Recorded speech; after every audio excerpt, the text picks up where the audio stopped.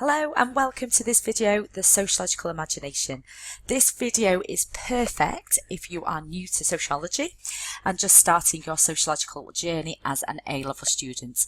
I aim to explore what is meant by the sociological imagination, who came up with the concept, an example of you using it, and a task for you to have a go at. So what is the sociological imagination? So if you're new to sociology, you might hear your teachers mention this a few times, especially in the early lessons as they try to encourage you to think sociologically. But what the heck does that mean? Well, the term sociological imagination comes from this guy, Charles Wright Mills. He was born in Texas, USA. He joined the sociological department of Columbia University in '64 and published his book, The Sociological Imagination, in 1959. And put simply, your teachers want you to think outside the box. So try to go beyond the personal or individual explanations and look at the wider sources. The thing is, with sociology, we are exploring some pretty familiar topics: family, education, media, and so you should have a little bit of knowledge about them, even if it's from a personal experience. Going outside the box might mean that you've got to go out of your comfort zone and do a little bit of research. So for example, if I asked you, why do people get divorced? You might be able to list a range of reasons from the top of your head. For example, they fell out of love, which could even be a reason that is personal to you. It might be something that your parents have gone through. But what Charles Wright Mills really wants you to do is go beyond the personal and take into account the public issues of the social structure. So if we look at wider society, which is what he means by the social structure, about divorce, we can also find further reasons such as legal changes. The Divorce Reform Act made it easier and cheaper for people to get a divorce. Women entering the workforce is also another reason, and this also meant that they could financially support themselves if they wanted to leave their husband, which of course has led from another reason, that there is more educational opportunities for women for them to enter the workplace in the first place. So what we've done is we've taken it from a personal reason and explored the more societal influences. So what we've done there is made the awareness of the relationship between the private experience and the wider society. So basically, to explore the private everyday life experiences, we also need to look at the issue in the context of wider society.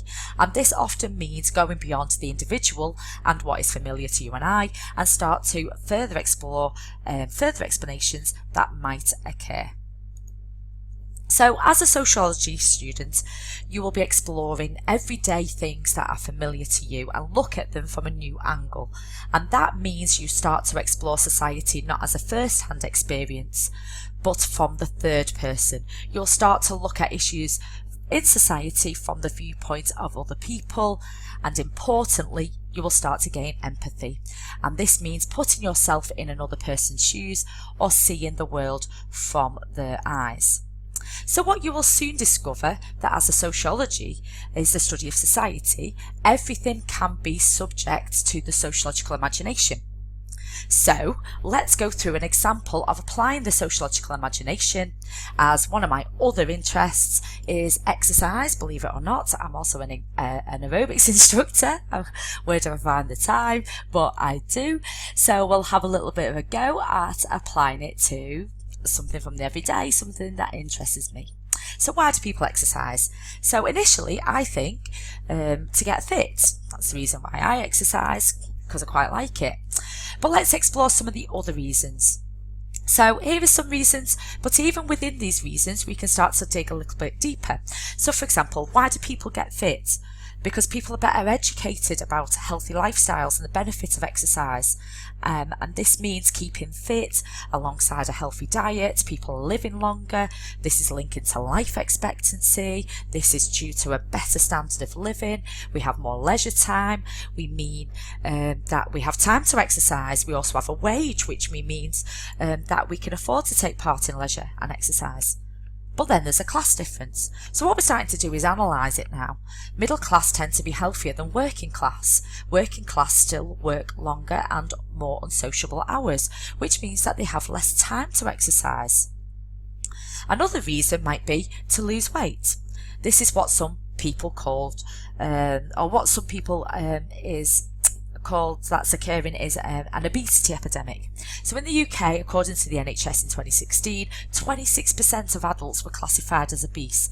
So far from being a personal issue, a one-off, it becomes a social issue because that's a quarter of all adults. And if we look at the USA and UK, the average weight of a person is getting heavier. So some people might choose to exercise to avoid obesity. On the other hand, some people may exercise excessively, which cause massive weight loss, and this we could link to the culture of body image, Instagram, or the social media, which influences the way we perceive what is a normal body type. According to research conducted by the BBC in 2018, more than half of 18 to 34-year-olds feel that reality TV and social media have a negative effect on the way that they see their bodies. Programs such as Love Island and Towie, The Only Way is Essex, has been blamed, and this could influence a person's choice to exercise, to change their body shape, to be slimmer, more toned, ripped abs, etc. Finally, to socialise, people prefer to exercise with their friends. They play football, rugby, and the social aspect is another reason. So here's a task for you to have a little bit of a go at. Choose one off the list to practice using your sociological imagination. Produce a spider diagram, start by listing the reasons that you have knowledge of, then ask others, your friends, your parents, your relatives, then do a bit of internet research for any other possible reasons that you may not have thought of. The skills that you are developing doing this activity is taking you on your way to be a successful sociology student. So that is using your sociological imagination. So to end, a final quote from Charles Wright Mills. Neither the life of an individual nor the history of a society can be understood without understanding both.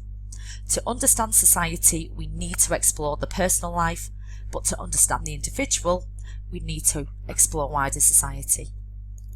Thank you for watching. If you've got any questions, comments, want to know more, please comment in this section below. Further links are also listed below if you want to explore any of the issues that I have discussed. Charles Wright Mills, the book The Sociological Imagination, is in Google Books if you want to have a read of it. Okay, as always, thank you for watching. Please click like, please refer to it. I do have a handout for this as well. I'll be sticking it on the AQA Facebook group, so if your teacher is a member of the AQA Sociology Teachers Facebook group, it is on there, so you might want to mention that to them. And as always, I shall speak to you again soon.